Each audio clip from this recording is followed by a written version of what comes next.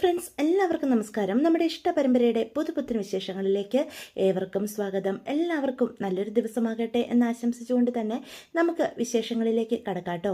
അങ്ങനെ രാജേശ്വരിയും നിവിനും കൂടി സംസാരിച്ചുകൊണ്ടിരിക്കുകയാണ്. എന്നിട്ട് രാജേശ്വരി പറയും, ദേ നീ ആ പെണ്ണിന്റെ പിന്നാലെ നടക്കുന്നതൊക്കെ ജയബാലേട്ടൻ അറിയാം, എന്നിട്ട് പോലും രാഗിണിയുമായിട്ട് അവർ വെച്ചിരിക്കുന്ന പ്രപ്പോസലിൽ നിന്ന് പിന്മാറിയിട്ടില്ല. അത് ഏട്ടന്റെ നല്ല മനസ്സ്. അല്ലെങ്കിൽ മറ്റാരെങ്കിലും ആയിരുന്നെങ്കിൽ ഇതുപോലെ വേറൊരു പെണ്ണിന്റെ പിന്നാലെ നടത്തുന്ന ഒരുത്തനെ പിടിച്ച് മകളുടെ ഭർത്താവാക്കാൻ ശ്രമിക്കുമോ? എന്നോടുള്ള സ്നേഹം കൊണ്ടാ എൻ്റെ ഏട്ടൻ ഇങ്ങനൊരു തീരുമാനം പോലും എടുത്തിരിക്കുന്നത്. അമ്മയുടെ ഏട്ടൻ പോലും, അമ്മയുടെ ഏട്ടത്തിൻ്റെ യഥാർത്ഥ സ്വഭാവം എന്താണെന്നൊക്കെ എനിക്ക് വ്യക്തമായിട്ട് അറിയാം. പിന്നെ വാശി പിടിച്ചും പിന്നാലെ നടന്നും അമ്മയുടെ വാശികൾ നിറവേറ്റാൻ ഞാൻ ഇള്ള കുഞ്ഞൊന്നുമല്ല.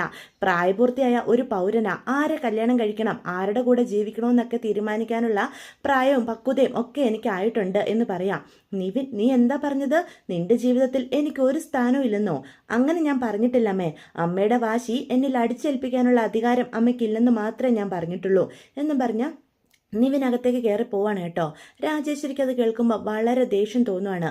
കാവേരി ഒറ്റ ഒരുത്തി കാരണമാണ് ഇങ്ങനെ തൻ്റെ മകൻ മാറിപ്പോയത് എന്നുള്ള ചിന്തയൊക്കെയാണ് രാജേശ്വരിയുടെ മനസ്സിലേക്ക് കടന്നു വരുന്നത്. സമയം സ്നേഹതീരത്ത് നമ്മുടെ വിനീതാണെങ്കിൽ കാര്യമായിട്ട് ഫോൺ വിളിച്ചുകൊണ്ട് നിൽക്കുകയാണ് കേട്ടോ. ഇവിടെയും ആകെ പ്രശ്നമാണ് എന്നൊക്കെ ഇങ്ങനെ പറയാം. അപ്പം അതും കണ്ടുകൊണ്ടാണ് വിനീതിൻ്റെ അടുത്തേക്ക് നമ്മുടെ ഗംഗ വരുന്നത്. ഗംഗയെ കാണുന്ന വിനീത് പെട്ടെന്ന് ഫോൺ കട്ട് ചെയ്യുക. ദേ വിനീതേട്ടാ, എനിക്കൊരു കാര്യം പറയാനുണ്ട്. വിനീതേട്ടന് കുറച്ച് അല്പം ഫോണിപ്പണി കൂടുതലാണ്, അതുകൊണ്ട് ഈ പരിപാടി ഇങ്ങ് നിർത്തിക്കോ. മര്യാദയ്ക്ക് ആ ഫോൺ എൻ്റെ കയ്യിലേക്ക് തന്നേ എന്ന് പറയാം. ദേ ഗംഗയ്ക്ക് കളിക്കാൻ ഗംഗയുടെ ഫോൺ ഉണ്ടല്ലോ, എൻ്റെ ഫോൺ എന്തിനാ പിടിച്ചു വാങ്ങുന്നത് എന്ന് ചോദിക്കാം. വിനീതേട്ടന് ഈ ഫോൺ കൊണ്ടേ ഇച്ചിരി ഉപയോഗം കൂടുതലാണ്, അത് അത്ര നല്ലതല്ല, അതുകൊണ്ട് മര്യാദയ്ക്ക് ആ ഫോൺ തരാനാ പറഞ്ഞത് എന്നും പറഞ്ഞ് പിടിച്ച് വലിച്ച് ആ ഫോൺ മേടിക്കാനായിട്ട് നോക്കുകയാണ് കേട്ടോ. അപ്പോൾ ഇതും കണ്ടുകൊണ്ട് നമ്മുടെ നിളക്കുട്ടി വരിക. അപ്പോൾ അവർ രണ്ടുപേരും കൂടി ഫോണിന് പിടിവലി കൂടുന്ന കാണുന്ന നിള വിചാരിക്കും രണ്ടുപേരും ഭയങ്കര റൊമാൻസ് ആണെന്ന്. അതുകൊണ്ട് തന്നെ നാണത്തോടെ അകത്തേക്ക് ഓടിപ്പോവാണ് കേട്ടോ. അപ്പം നിളയെ കാണുന്ന വിനീത് പറയും, അയ്യോ നിള, നിളയോ? നിളയെ ഇവിടെ വന്ന് നിന്നതിന് വിനീതേട്ടൻ എന്തിനാ ഇത്ര ഷോക്ക് അടിച്ച് നിൽക്കുന്നത് എന്ന് ഗംഗ അപ്പം ചോദിക്കുക. നമ്മളെ കണ്ട് തെറ്റിദ്ധരിച്ച് കാണും. അവൾ എന്ത് തെറ്റിദ്ധരിക്കാനാ? ഞാൻ വിനീതേട്ടൻ്റെ കയ്യിൽ നിന്ന് ഫോൺ പിടിച്ചു വാങ്ങി, അതിലൊന്നും തെറ്റിദ്ധരിക്കാനില്ല. അതുകൊണ്ട് നിളയെ ഓർത്ത് വിനീതേട്ടൻ അങ്ങനെ ടെൻഷൻ അടിച്ച് നിൽക്കുമൊന്നും വേണ്ട എന്ന് പറയാം. എന്ത് പരിപാടിയാണ് ഗംഗ ഈ കാണിച്ചത്? എന്തിനാ എൻ്റെ ഫോൺ പിടിച്ചു വാങ്ങി മേടിച്ചത് എന്ന് ചോദിക്കുക. ഇവിടെ വിനീതേട്ടനെ കാണുമ്പം മുതൽ വിനീതേട്ടൻ്റെ ഒരു കാമുകിയുടെ പിന്നാലെയാ.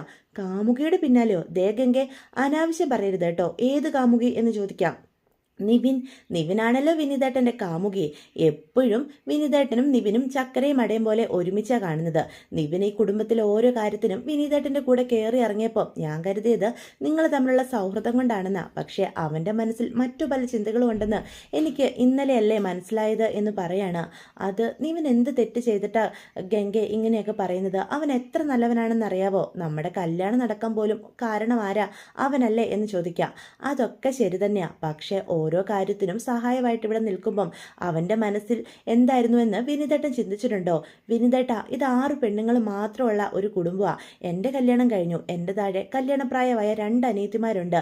ഇപ്പം തന്നെ കാവേരിയെ പറ്റി എത്ര മോശമായിട്ടാണ് ആ രാജേശ്വരി ഇവിടെ വന്ന് സംസാരിച്ചത്. ഈ നാട്ടിലുള്ളവരും അങ്ങനെയൊക്കെ പറഞ്ഞു തുടങ്ങിക്കഴിഞ്ഞാൽ അവൾക്കൊരു നല്ല ജീവിതം ഉണ്ടാവുമോ? അവൾക്ക് നല്ലൊരു ബന്ധം കിട്ടുമോ പിന്നെ എന്ന് ചോദിക്കുക. അപ്പം അതിനൊന്നും വിനീതിന് മറുപടിയില്ല. അതുകൊണ്ട് വിനീതേട്ടൻ്റെ ആ കാമുകി ഉണ്ടല്ലോ നിവിൻ, അവനുമായിട്ടുള്ള സകല ബന്ധങ്ങളും അവസാനിപ്പിച്ചോ, അല്ലെങ്കിൽ ഈ കുടുംബത്തിന് അത് ദോഷമായിട്ട് ബാധിക്കും. അതുകൊണ്ടാണ് ഈ പറയുന്നത്. വിനീതേട്ടന് കാര്യം മനസ്സിലാകുന്നുണ്ടോ?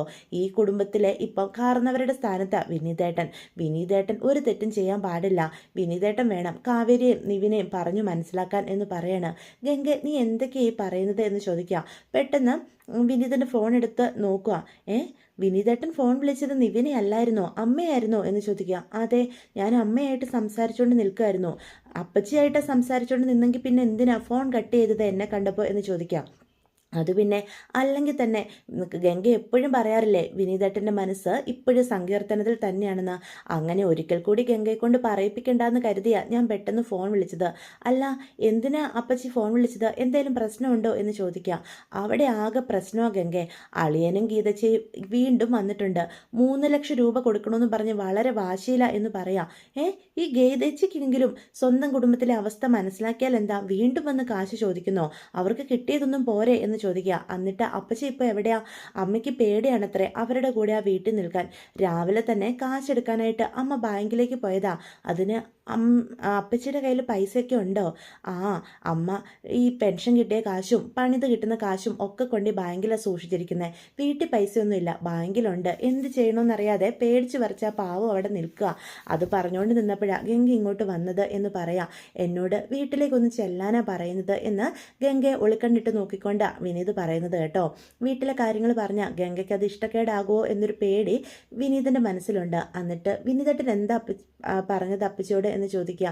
അത് പിന്നെ ഞാനൊന്നും പറഞ്ഞില്ല, അമ്മ അങ്ങനെ സംസാരിച്ചുകൊണ്ട് നിന്നപ്പോഴല്ലേ ഗംഗ വന്നത്, അതുകൊണ്ട് ഞാൻ പെട്ടെന്ന് ഫോൺ കട്ട് ചെയ്തു എന്ന് പറയാം. ഈ പ്രശ്നത്തിന് നമ്മൾ പരിഹാരം കാണണം. എന്തായാലും വിനീതേട്ടൻ തനിയെ പോകണ്ട സങ്കീർത്തനത്തിലേക്ക്, ഞാനും കൂടി വരാം. നമുക്ക് ഒരുമിച്ച് പോയിട്ട് ഗീതച്ചയോടും ദാസേട്ടനോട് സംസാരിക്കാം. അപ്പച്ചിയുടെ പേടിയൊക്കെ മാറ്റുകയും ചെയ്യാം. അമ്മയ്ക്ക് ആ വീട്ടിൽ അവരുള്ളപ്പോൾ തന്നെ നിൽക്കാൻ പേടിയാണെന്ന് അമ്മ പറയുന്നത്. വിനീതേട്ടൻ സമാധാനമായിട്ടിരിക്കുക, നമുക്കിപ്പോൾ തന്നെ പോകാം എന്ന് പറയണം കേട്ടോ. അത് കേൾക്കുമ്പോൾ വിനീതിന് ഒരുപാട് സന്തോഷം തോന്നുക. തന്നെ മനസ്സിലാക്കാൻ ഗംഗയ്ക്ക് സാധിക്കുന്നുണ്ടല്ലോ എന്നും കരുതി ഗംഗയുടെ കയ്യിൽ സ്നേഹത്തോടെ പിടിക്കുകയാണ്. എന്നിട്ട് അവർ രണ്ടുപേരും കൂടി സങ്കീർത്തനത്തിലേക്ക് പോകാനായിട്ട് ഒരുങ്ങുക. ഇതേ സമയം വീട്ടിൽ നമ്മുടെ ദാസനും അതുപോലെ ഗീതയും ഉണ്ട്. അവരുടെ മകള് ദാസന്റെ അടുത്ത് നിന്ന് കളിച്ചുകൊണ്ട് നിൽക്കുക.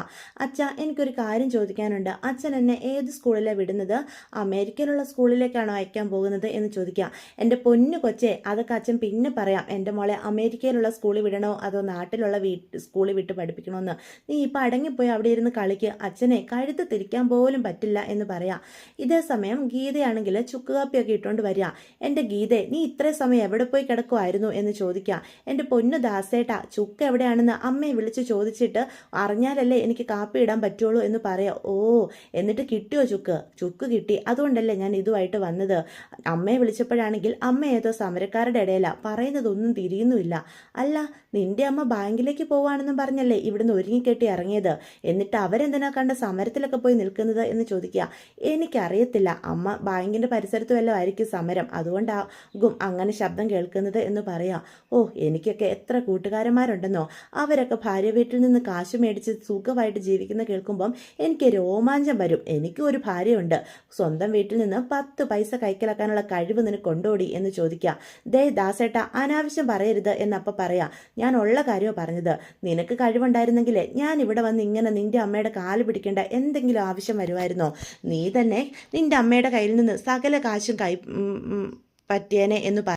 സമയം നമ്മുടെ കാവേരി വരുന്ന വഴിയിൽ കാവേരിയുടെ വണ്ടി തടഞ്ഞു നിർത്തി സംസാരിക്കാനായിട്ട് നിൽക്കുകയാണ് നിവിൻ. എന്നിട്ട് കാവേരിയോട് പറയും, കാവേരി, എന്നെ ഇങ്ങനെ അവോയ്ഡ് ചെയ്യുന്നത് ശരിയായിട്ട് തനിക്ക് തോന്നുന്നുണ്ടോ എന്ന് ചോദിക്കുക. എൻ്റെ പൊന്ന് നിവിനെ, തൻ്റെ അമ്മ എന്തൊക്കെ എൻ്റെ വീട്ടിൽ വന്ന് പറഞ്ഞത്.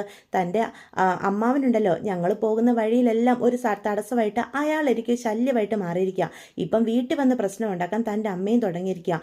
ഇങ്ങനെ പോയാൽ ഈ നാട്ടിൽ ഞങ്ങൾക്കും ജീവിക്കണ്ടേ എന്ന് ചോദിക്കുക. ഞാൻ പറഞ്ഞല്ലോ, എത്ര തവണ വേണമെങ്കിലും കാവേരിയുടെ വീട്ടിലുള്ളവരോടും ഞാൻ എൻ്റെ അമ്മയുടെ പ്രവൃത്തിയുടെ പേരിൽ മാപ്പ് പറയാം. എന്നെ ഇങ്ങനെ അവോയ്ഡ് ചെയ്യരുത്, എനിക്ക് അത്രയ്ക്ക് ഇഷ്ടമാടോ തന്നെ എന്ന് പറയാം. ദേ നിവിനെ, എന്തെങ്കിലും മനസ്സിലുണ്ടെങ്കിൽ അതിപ്പോഴേ എടുത്ത് കളയുന്നതാണ് നല്ലത്. വെറുതെ എനിക്ക് പ്രശ്നങ്ങൾ ഉണ്ടാക്കി തരരുത് എന്ന് പറയാം. താൻ എന്തൊക്കെ പറഞ്ഞാലും എൻ്റെ മനസ്സിൽ തന്നെ അല്ലാതെ മറ്റൊരു പെണ്ണിനെ ഇനി സങ്കല്പിക്കാൻ പോലും പറ്റില്ല എന്ന് പറയാം. നിവിൻ എന്താ കാര്യം പറഞ്ഞാൽ മനസ്സിലാകാത്തത്? ദയവ് ചെയ്ത് എന്നെ ഇനിയും ഉപദ്രവിക്കരുത് എന്ന് കാവേരി നിവിനോട് തീർത്തു പറയാൻ കേട്ടോ. ഇവർ രണ്ടുപേരും സംസാരിക്കുന്നത് കണ്ടുകൊണ്ട് വിശാൽ അവിടെ നിൽക്കുന്നുണ്ട്. പെട്ടെന്ന് കാവേരി വണ്ടു എടുത്ത് അവിടെ നിന്ന് അങ്ങോട്ട് പോവാ. അപ്പൊ വിശാലിനെ നിവിനിട്ട് കാണുന്നുമില്ല. കാവേരി, നീ എന്നെ എന്തുമാത്രം അവോയ്ഡ് ചെയ്താലും എനിക്ക് നിന്നോടുള്ള പ്രണയം ഒരിക്കലും അവസാനിക്കാൻ പോകുന്നില്ല. ഐ ലവ് യു കാവേരി എന്ന് അവിടെ നടു റോട്ടിൽ നിന്ന് വിളിച്ചു പോവാണ് കേട്ടോ. ഇതൊക്കെ കേൾക്കുന്ന വിശാലിന്റെ രക്തം തിളക്കുകയാണേ. ഇതേ സമയം വീട്ടിലേക്ക് ചെല്ലുമ്പോൾ നമ്മുടെ നിളക്കുട്ടിയാണെങ്കിൽ മഴയത്ത് കളിച്ചുകൊണ്ട് നിൽക്കുക. കാവേരിയാണെ നിളയനെ പിടിച്ചു വലിച്ച് അകത്തേക്ക് കയറി ചെല്ലുക. എന്നിട്ട് പിടിച്ചിരുത്തി പഠിപ്പിക്കാനായിട്ട് തുടങ്ങുകയാണ് കേട്ടോ. ദേ, അക്ഷരങ്ങൾ വൃത്തിക്ക് എഴുതിക്ക്, റു എഴുത് എന്ന് പറയാണ്. എൻ്റെ പൊന്ന് ചേച്ചി, ഈ മലയാള അക്ഷരങ്ങളൊക്കെ എഴുതാനേ നല്ല പാടാ. എന്താവശ്യം ഉണ്ടായിട്ട് ഈ റു പോലുള്ള അക്ഷരങ്ങളൊക്കെ മലയാളത്തിൽ കൊണ്ടു വെച്ചിരിക്കുന്നത്? ഞാൻ ഇംഗ്ലീഷ് നന്നായിട്ട് പഠിക്കുകയും എഴുതുകയും ചെയ്യുന്നില്ലേ, പിന്നെ ചേച്ചി എന്തിനാ ഇങ്ങനെ ദേഷ്യപ്പെടുന്നത് എന്ന് ചോദിക്കാം. ദേ, മലയാളം നമ്മുടെ മാതൃഭാഷ പഠിച്ചിട്ട് വേണോടി വിദേശ ഭാഷ പഠിക്കാൻ എന്ന് കാവേരി അപ്പം പറയാൻ കേട്ടോ നിളയോട്. അല്ലെങ്കിൽ തന്നെ ഈ റൂ ഒക്കെ എന്തിനാ ചേച്ചി വെച്ചിരിക്കുന്നത് എന്ന് ചോദിക്കാം. ഏതെങ്കിലും ഒരു വാക്ക് ചേച്ചി റൂ കൂട്ടി ഒന്ന് പറഞ്ഞേ എന്ന് പറയാം. പെട്ടെന്ന് ഇതും കേട്ടുകൊണ്ട് നമ്മുടെ ശാരദ അങ്ങോട്ട് വരികയാണ്. റൂ കൂട്ടി എത്ര അക്ഷരങ്ങൾ മലയാളത്തിലുണ്ടെന്ന് അറിയാവോ? ഋണം, ഋഗ്വേദം, അങ്ങനെ എത്ര വാക്കുകൾ. അങ്ങനെ ശാരദ കുറേ വാക്കുകൾ പറയണം. ആഹാ, അമ്മയ്ക്ക് ഇത്രയധികം വൊക്കാബുലറി അറിയായിരിക്കുമെന്ന് ഞാൻ കരുതിയേ ഇല്ല എന്ന് പറയാം. ഞാനും പഠിക്കുന്ന സമയത്ത് അത്യാവശ്യമൊക്കെ പഠിക്കുന്ന കൂട്ടത്തിലായിരുന്നു. മലയാളത്തിലെ ഇഷ്ടം പോലെ കൂട്ടിയുള്ള വാക്കുകളുണ്ട്. ഈ ഋണത്തിൻ്റെ അർത്ഥം എന്താ അമ്മേ എന്നപ്പം പെട്ടെന്ന് നമ്മുടെ കാവേരി ചോദിക്കും. ഋണം എന്ന് പറഞ്ഞാൽ കടം. ആഹാ, അമ്മയ്ക്ക് ഇതൊക്കെ അറിയാലോ. പിന്നെ നീ എന്താ കരുതിയത്? പണ്ട് ഞങ്ങൾക്കറിയാവുന്ന പല പര്യായ പദങ്ങളും നിങ്ങൾക്കറിയത്തില്ല, നിങ്ങളുടെ പല മോഡൽ വാക്കുകളും ഞങ്ങൾക്കും അറിയില്ല എന്നും കരുതി അമ്മയ്ക്ക് ഒന്നും അറിയാത്ത ഒരാളാണെന്ന് നീ പറയരുത് എന്ന് പറയാൻ കേട്ടോ ശാരദ. ഞാൻ പഠിക്കുന്ന സമയം അത്യാവശ്യം പഠിക്കുന്ന കുട്ടി തന്നെയായിരുന്നു. പിന്നെ ഇംഗ്ലീഷും കണക്കും എനിക്ക് അല്പം പാടായിരുന്നു. എങ്കിലും ജയിക്കാനുള്ള മാർക്കൊക്കെ ഞാൻ മേടിക്കുമായിരുന്നു. ബാക്കിയുള്ള വിഷയങ്ങൾക്കൊക്കെ നല്ല മാർക്കുണ്ടായിരുന്നു എന്ന് പറയാം.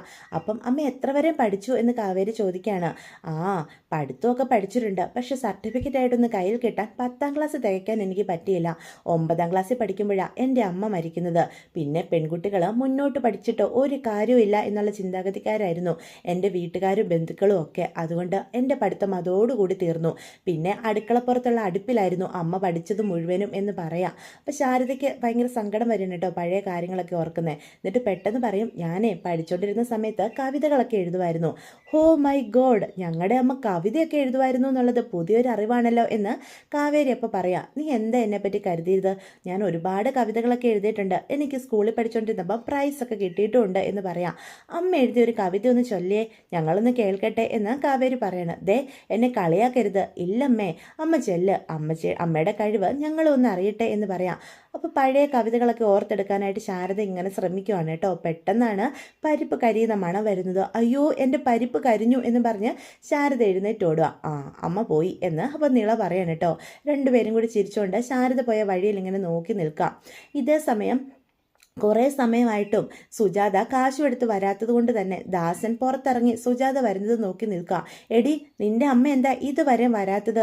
ഞാൻ എങ്ങനെ അറിയാനാ ദാസേട്ടാ? അമ്മയെ വിളിച്ചിട്ടൊട്ട് കിട്ടുന്നുമില്ല എന്ന് പറയാം. പെട്ടെന്ന് നമ്മുടെ ഗംഗയും വിനീതും കൂടി ബൈക്കിൽ അങ്ങോട്ട് വരിക. ഇവളെ ആരാടി ഇങ്ങോട്ട് ഇപ്പോൾ ക്ഷണിച്ച് വരുത്തിയത്? നീയാണോ എന്ന് ചോദിക്കാം. ദേ ദാസേട്ടാ, അനാവശ്യം പറയരുത്. നിങ്ങളെ എന്നാണോ ഇവർ ഉപദ്രവിച്ചത് അന്നത്തോടു കൂടി ഇവനുമായിട്ടുള്ള സകല ബന്ധവും ഞാൻ തീർത്തതാ എന്ന് പറയാം. അല്ല, ഗീതേശിയും ദാസേട്ടനും ഇവിടെ ഉണ്ടായിരുന്നോ എന്ന് ചോദിക്കൂട്ടോ വിനീത്. എടാ, നീ എന്തിനാടാ ഇങ്ങോട്ട് വന്നത്? അതെന്ത് ചോദ്യം അളിയാ? എൻ്റെ വീട്ടിൽ എനിക്ക് വരാൻ പറ്റത്തില്ലേ എന്ന് വിനീത് അപ്പം ചോദിക്കുകയാണ്. ദേ, എനിക്ക് കാശ് തരാമെന്നും പറഞ്ഞിട്ട് നിന്റെ അമ്മ ഇവിടുന്ന് പറ്റിച്ചിട്ട് കടന്നു കളഞ്ഞിട്ടുണ്ട്. അത് കേൾക്കുന്ന വിനീത് പറയും, ഓ, കാശ് വേണമെന്നും പറഞ്ഞ് എൻ്റെ അമ്മയെ ബാങ്കിലേക്ക് പറഞ്ഞു വിട്ട കാര്യമൊക്കെ ഞാൻ അറിഞ്ഞിരുന്നു. അമ്മ എന്തായാലും കാശുമായിട്ട് വരാൻ പോകുന്നില്ല എന്ന് പറയാം. ദേ, നീ കാശുമായിട്ട് ഇവിടെ വന്നില്ലെങ്കിലേ നിന്റെ പെങ്ങളുടെ ജീവിതം അതോടുകൂടി തീരും എന്ന് പറയാണ്. ഈ വീട്ടിൽ നിന്ന് നയാ പൈസ ഇനി അളിയന് കിട്ടാനായിട്ട് പോകുന്നില്ല.